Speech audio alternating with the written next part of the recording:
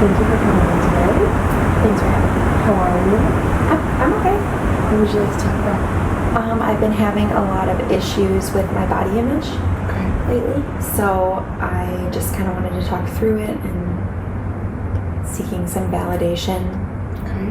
What about your body image are you concerned about? It's mostly, well, it's a lot of things. My pale skin, which I've been pale my whole life, and my recent weight gain has been kind of affecting my mentality, and then that's kind of translating to different aspects of my life, like my social life especially, and even my work life. Okay. So you've got concerns about, your skin color and just some weight gain, and that's been impacting your life socially and at work and stuff. How is it impacting that? Well, I just get really insecure, and I get worried that people are going to be looking at me, and I just want to feel confident again. And what kinds of things go through your head when you think that they're looking at you? And I think that they'll look at me and think, oh, she's fat, or oh, look at how pale she is, and then I kind of associate that with like a negative thing, and then I just get worried, and then I start getting self-conscious, and I kind of shut down and feel awkward. What happens when those feelings kind of overcome you? What other types of feelings do you have? I don't know. I guess I just start to hyper-analyze what I'm doing when I'm feeling that way. And what's that like for you? It's mostly just like me thinking, oh, they're probably judging what I'm saying now, and then I kind of spiral. Yeah. Spiraling, that sounds like it must be really exhausting. Yeah, it's definitely... be so consumed with it, right? Yeah, it's definitely exhausting. It kind of makes me not want to go out, so I start to isolate myself in my house, cancel plans with people. Okay. I'll use self-tanner, but that kind of triggers my anxiety or my eczema on my face, so then I get self-conscious even when I'm tan, and then if I am not tan one night and my friends want to go out and I'm having a more insecure day, I'll cancel on them and I won't go because I'm pale. So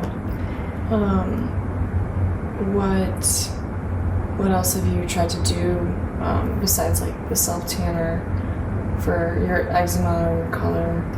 I went tanning a few times, but I burn really easily because I just have really, what's it called?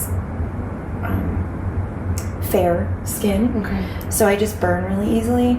And I also think I have melanoma in my family in some strands, so I try to stay away from the tanning beds. Okay. But I do notice, like, for example, when I went on vacation to the Dominican Republic, the salt water and the sun made my skin, I thought it would affect my eczema, but it made it better. Yeah. So I do know that the sun helps it, but I get so worried, even in my own backyard, to just go out and it's a fenced in area and nobody can see me, but I'm still worried that someone's going to see me and think, oh, she's so pale, just trying to get some sun on my face. Right. Yeah. Well, there could be some types of self-tanner that you can look into and try to see ones that maybe wouldn't irritate your skin as much or produce that eczema. And I know vitamin D has really good properties, and especially the salt water and helping the eczema. So maybe we can try to find some other methods of maybe even going in a few minutes and over extended periods of time. We'd have to look into that too. Maybe reach out to your skin doctor or something like that. I wonder if there's saltwater pools or something anywhere. That's a good idea.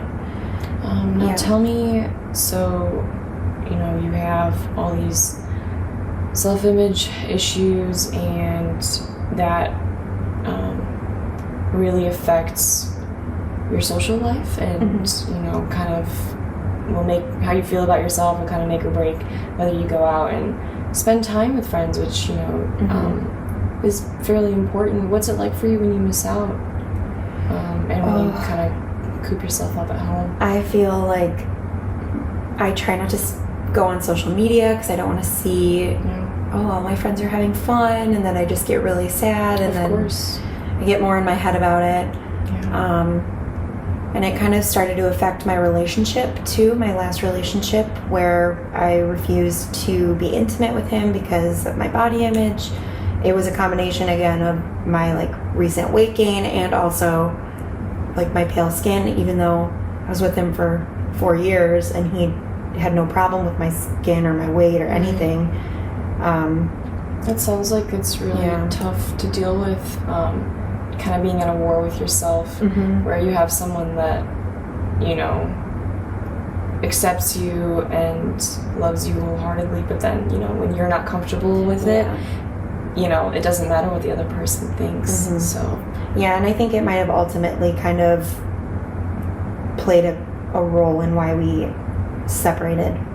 Sorry. So that kind of, you know, it was kind of a wake-up call, actually. Well, how'd you feel after the breakup in terms of just your body image? Yeah, it actually got worse because I started blaming myself. And then I just kind of would make excuses. So like if I went to McDonald's to get a Coke or something, I would be like, oh, okay, I'll just get fries this one time. And then I started to kind of trickle down, and you know, my weight gain I think was a combination of things. I had hip surgeries, so I was kind of sedentary for 2 years. And then I stopped eating meat, so like I wasn't getting enough protein, and then the breakup, and so everything is just kind of like all it sounds like it all just kind of piled up. Yeah, so I feel like overwhelmed, and I don't know where to start, especially since I feel so nervous going to the gym. I don't want people to be judging me there. Yeah, it sounds really difficult. After going through a breakup, that's really a very tough thing to kind of overcome, especially when you've been dealing with, you know, these body image issues and being so harsh on yourself. And I can't imagine the hip surgery too, definitely setting you back. Were you not able to be like physically active?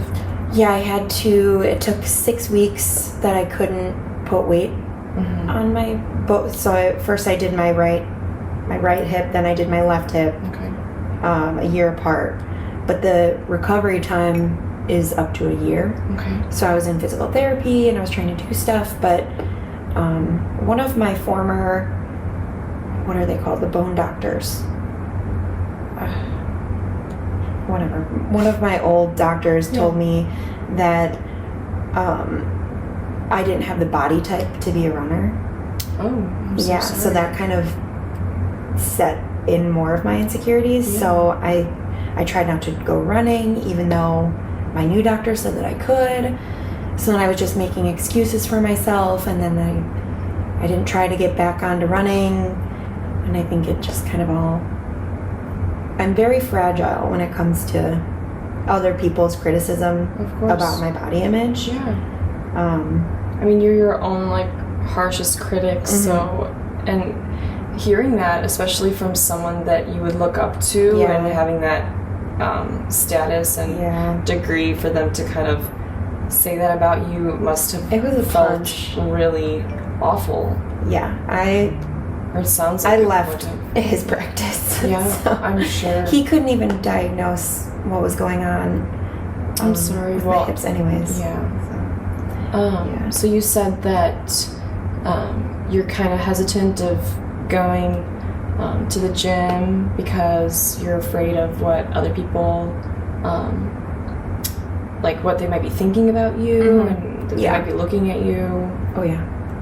I try to avoid crowded gyms, so then ultimately I don't end up going to the gym, just because when I'm there I think, oh, you know, other people are going to be thinking, oh, this person's, she's so pale, why is she wearing those leggings? I can see her cellulite through them.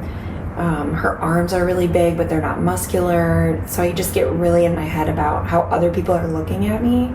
What's that feel like when you've got these thoughts just on repeat? It's like overwhelming.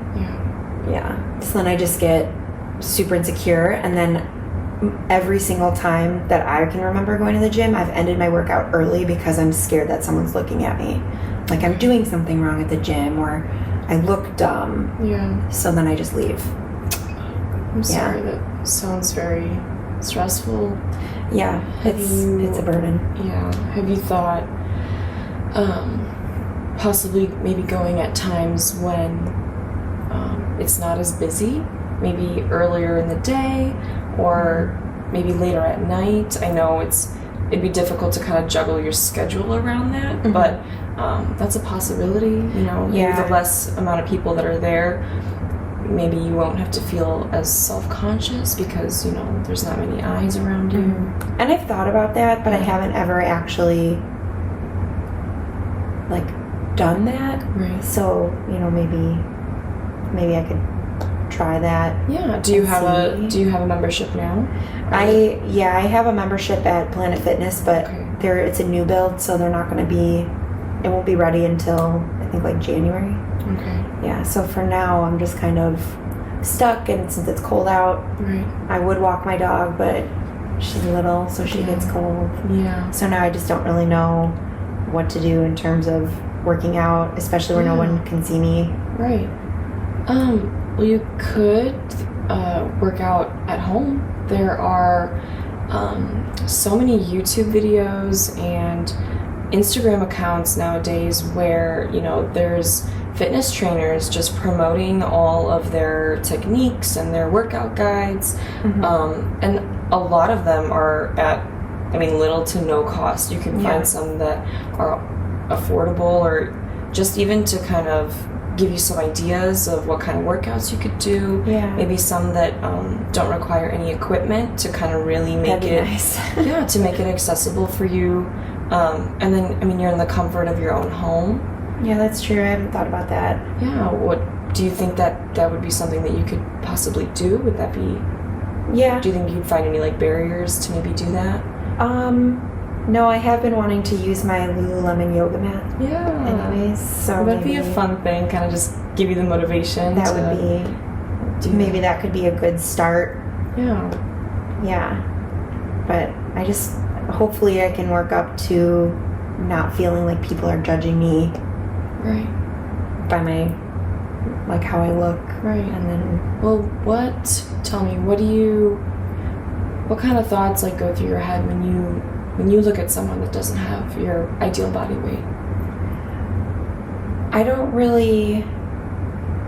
know. I don't see somebody across the street and say, "Oh, there's a fat person." Yeah. But so I'm not really sure. And is that what goes on in your head when you think about what people are thinking of you? When people look at me, I think that they just are disgusted. So, And you have never. I don't know how to challenge my thinking. Have you have those kinds of thoughts ever crossed your mind when you've looked at someone with overweight? Like that's not your ideal body image or body type? Not really. I don't think of like how they look Right. is gonna. So you say that when you look at other people that don't have this ideal body weight, you're not harsh with them. You're not critical, and you don't say or think these mean or absurd things, but when you kind of reflect internally in how the things that you say to yourself are extremely harsh. They're really they're a bit intense, putting yourself down like that and worrying about what you look like, what other people are thinking of you. So do you think maybe that they're not thinking that maybe they're having the same thoughts that you are having? Just, there's Emma, Yeah, I wonder. she's got gorgeous blonde hair, pretty green eyes, she smiles, she's got such a great character, she's outgoing, and could it be that they could be thinking those things instead of... I don't know why my mind just goes straight to negativity. It's normal. It's really normal. In society nowadays, everybody's just so quick to think of the negative. And especially when you constantly think about these negative thoughts, I mean, you're strengthening those pathways in your brain to constantly, the first thing that's going to come up to your mind is, I'm not good enough. I don't look good enough. This is disgusting. Why can't I look like this? Why can't I control that? Why wasn't I able to run, And when that's just on replay, I mean, it's really hard to spiraling. You spiral, and then it's really hard to get yourself out of that. So, putting in the work to pivot that mindset and tell yourself, like, I want to challenge you to talk to yourself and to think about yourself the way that you would one of your closest friends.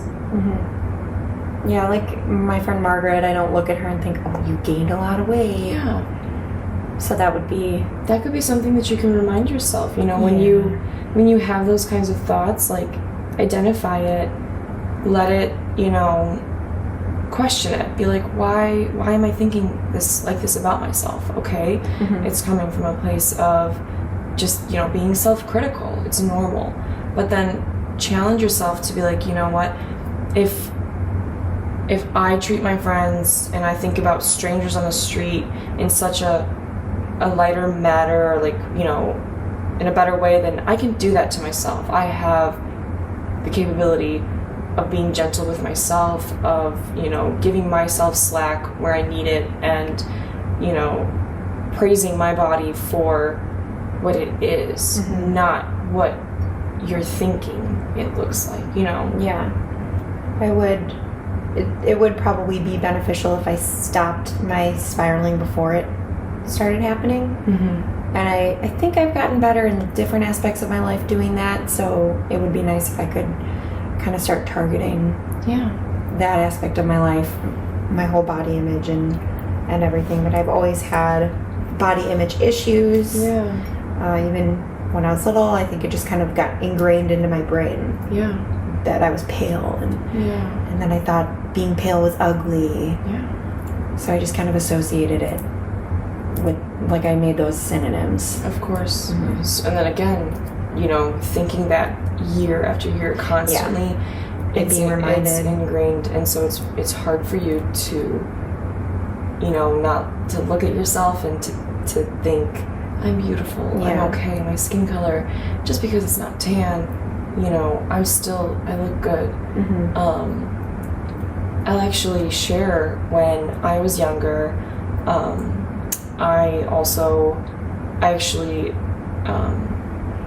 I had an eating disorder. I developed an eating disorder. I was like severely obsessed with my appearance too. And I mean, like, look at me. I'm not like, unhealthy or like at a concerning body weight that's, not good for me. But I was really harsh on myself because I would only look at skinnier people, and then I would compare myself, which is the worst thing you could do. And I'd be like, well, I don't look like them, so I must look disgusting. I must look ugly. I must not be wanted. But,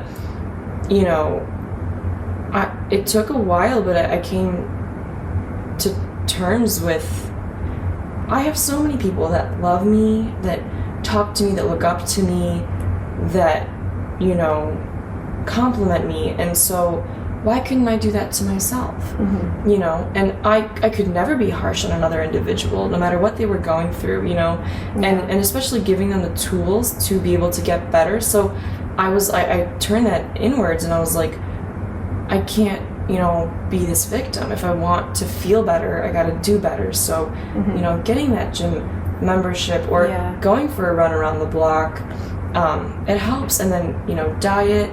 And I mean, we're all in that place, going through hard times, and you just want that comfort food. You want those McDonald's fries. Like, it feels good. And that's okay. Again, like, you don't want extremes. You want it to be balanced, so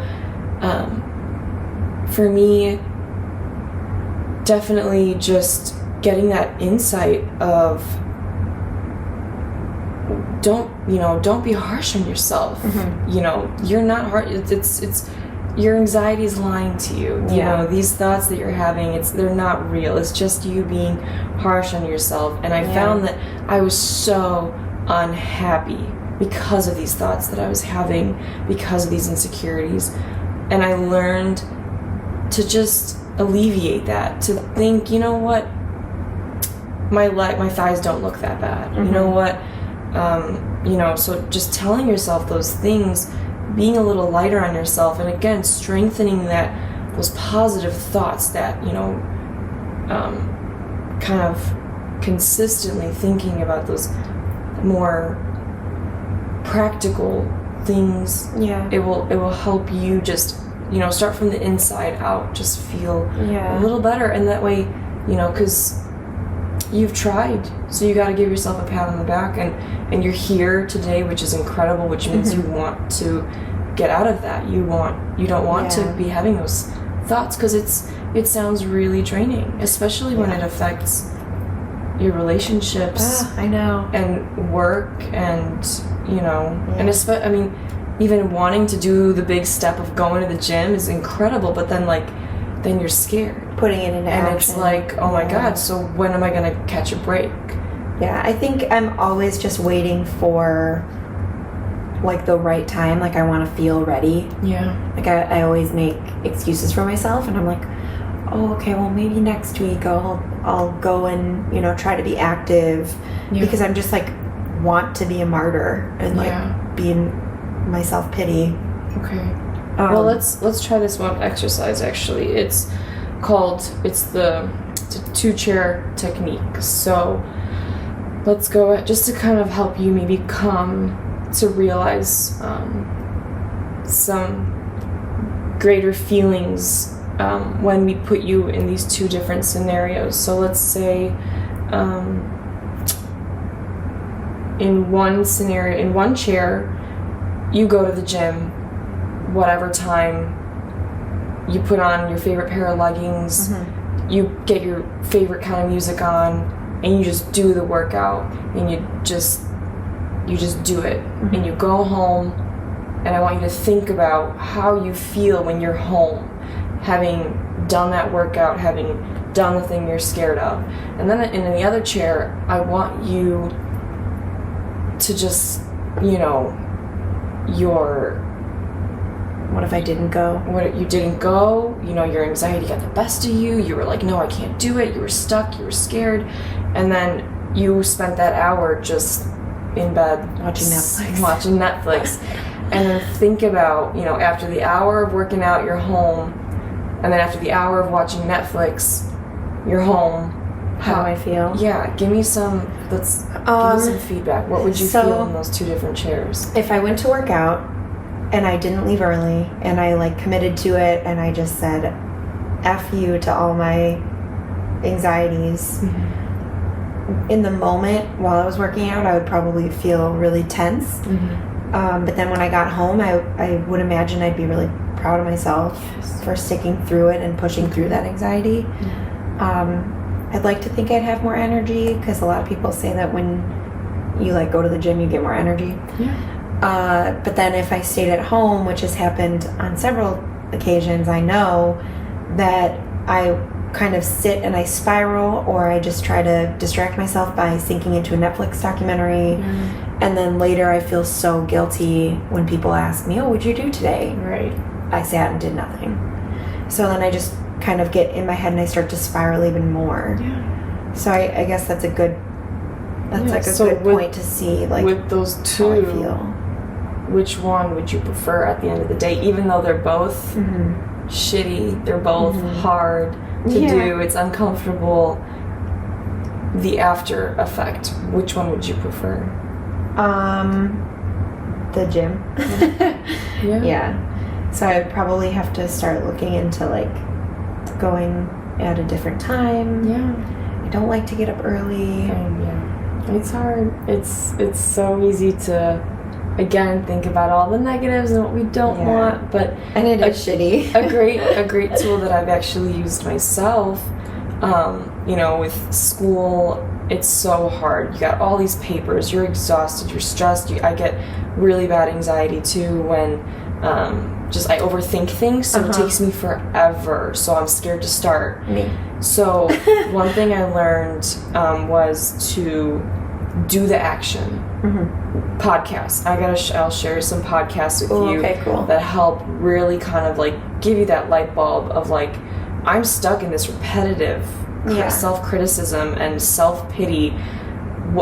So I'm really big on that. So this one that kind of got me out of that self-pity and that feeling like I was stuck was the concept of doing the action. Just do the action and the emotions will follow. So, no matter what you're gonna feel, like, go to the gym, get it done. Yeah.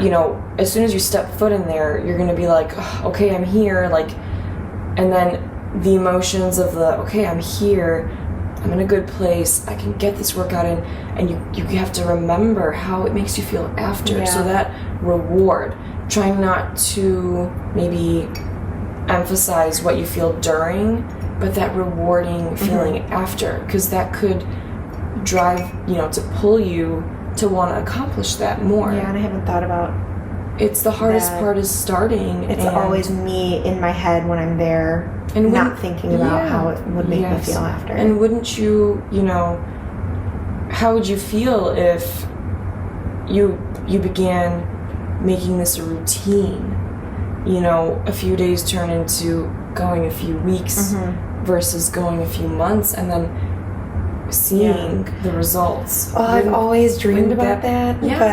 And then I'll get on a good routine, like a nighttime routine where I was doing this, I was reading and then I would fall asleep to meditation music, but that kind of lasted a week, and then I just, one night I forgot to put my meditation music on, the other night I wanted to do my latch hooking rug instead of reading, and then I just kind of fell off that pattern after I finished my last book. So I need those dreams stay on the pattern. But you can achieve those dreams because it's it seems like the only the boundaries right now that are stopping you is that self, are those that harshness and those worries and those thoughts that kind of consume your mind and that make you fearful of what other people are thinking about you. Yeah, and I think something that would benefit me is having someone to hold me accountable, because when I was dating David, he was like a workout guy, so he would always go to the gym every single day.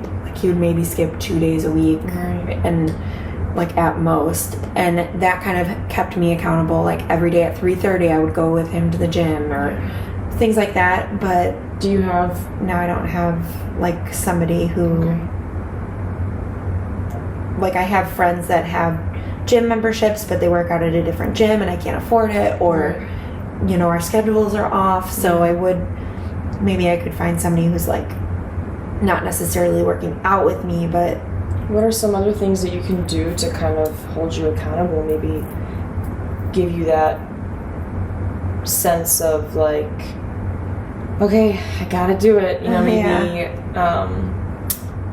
creating a chart and even just doing a little reward system. That's funny that you say that, because I was thinking about that, because I do that with my kids. In OT we do a lot of positive rewards. Okay, so you must be really good with instilling some creativity, holding them accountable for achieving certain goals, right? Theirs are more behavioral, but that could translate. Yeah, you can do maybe not a sticker chart, but but it could be a checklist, where if I work out for 2 weeks in a row, 10 days out of the 14. Sometimes, are you a visual learner? Oh Perfect. So maybe even seeing that chart on your wall, and that you've got 2, 3, 4 days checked off. Yeah.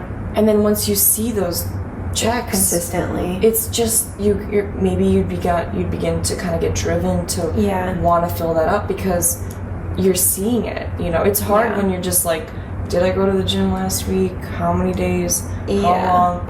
But when you see it, same with me, I've got my Apple Watch, and so as when I'm dreading going sometimes I'll go in my history of like the month, and to see all those rings just, you know, filled up day after day, I'm like, Yeah, I have one too. I can do it. Like, I could do it in the past, I can do it today. I'm going to do the action, and I'm going to allow the emotions to follow. You know, I'll feel good at the end. It's not that bad. What could my reward be? Can I buy myself something? So not to kind of put you in a place where you're going to start feeling financially overwhelmed, but maybe little things like, let's see, well, what are some things that make you happy? Or that I had something give you a sense of in mind before, because I kind of had that idea before, like if I reach my goal body weight, I'll buy myself this. Yeah. And I can't remember what that was now. So what'd you ask? You asked what I like. Yeah, like what makes you happy? Soft blankets, but I have too many, so I keep buying more. So I could like treat myself to like a soft blanket. Those are only like $15 if I get rid of one of my other ones. But do you like to, in terms of self-care, what kind of things do you do that make you feel good? I don't know. I actually don't walk around Target. Oh, that's a good one. That's a good one. Do you like to take baths? Yeah. Maybe going to, there's a place called Lush. They always have like super cute and like sweet smelling bath bombs. Yeah, that fizz and all these colors, and I'm sure it kind of make you feel good. So maybe treating yourself to a well-deserved bubble bath. Yeah, and not even to like I used to love taking baths, and I still do, but not to bring up another example, but when I take a bath, in my old house I had this really big bathtub, and I was submerged, but now my new house is like smaller, so I have this really tiny bathtub. So when I'm lying on my back, my stomach is just over the water, and I think like I am obese, and I get like really in my head, and I try to just like sit and watch Netflix or something, or light a candle, but then I just... Where do you find yourself where you tend to self-criticize the most? Where do you... Like on my body? Yeah. My stomach. Okay, and where do you find yourself criticizing yourself the most? Like where... It sounds like when you're in the bathroom. What situations? Is it the bathroom? Yeah, definitely like when I'm looking at my body without clothes on. Okay. Which I try not to do. Yeah. So maybe to kind of keep you in that place of positivity and reaching, kind of focusing on your goals and not feeling discouraged like you can be when you're naked in the bathtub, in the bathroom, in the mirror. Maybe something that we could do is, how long do you spend in the bathroom typically? Like per day, or when I take a bath? Yeah, when you're taking a bath. When I'm taking a bath, it's probably like 30, 40 minutes. My showers are like 5 minutes. Okay. Maybe minimizing that time, or the 40. Yeah. Don't spend so much time staring in the mirror. Because once you do that, once you get locked in, you're like, all right, this is not good. That's not good. I don't like that. So instead of consistently putting yourself, 5 steps back by like, God, I look like shit. Like, don't put yourself in that place. Put yourself in that place like where I'm working out. I'm doing the best I can. I'm gonna, do better with my diet. Just things like that to keep you motivated versus, because when you get set back, I mean, I've been there too. You're staring at yourself. You're in the bathtub. You're looking down at every nook and cranny, and you're like, what's going on? What's that? Yeah, so possibly minimizing, the opportunities for those things to occur so that you don't spiral, because we don't want you to spiral. And I want, like, when I look at myself in the mirror, I've tried when I'm clothed to look at myself and be like, okay, I like this about myself today, but I haven't done that while I'm like naked. But I know that I always go to like the thing that I really like about myself is the color of my eyes. Yeah. So I would eventually like to embrace more of me. Of course. So it's just going to be like one step at a time. Yeah. And definitely using the, the technique of like, okay, I'm being harsh on myself, but let's go ahead. Let me tap into like my inner friend. How would I talk to myself? How would I talk to a friend? Let me go ahead and say those same things to myself because I'm worthy of that. Yeah, that's a good point. Yeah. To like, because that's just my anxiety thinking, oh, they're thinking this of me, when really, in reality, they're just like another person. Yeah. Like, so I do need to like keep reminding myself of that. And I don't want to look at myself and be like, I look like shit. Like, but I do. Yeah. So I would, you're right in that I should, like, I need to stop myself from. Yeah. I mean, it's there. Being in those situations. It's there regardless. We're all very self-criticizing, but just minimize that. Mm-hmm. Like, what does that mean about my personality? Like, I don't see somebody and think, oh, they're a little overweight. Like, they're obviously probably a bad person then. They are a negative person, when some of, like, the most confident people I've ever met are, like, not the ideal, of course, normal body weight. So I should just keep reminding myself. Come up with a lot of good, insightful things today that you could possibly work on. Definitely just going to the gym, seeing what times are better for you. I like the home workout idea. Yes, I'm the definitely home gonna do that. workout And the chart. Look into the YouTube fitness people.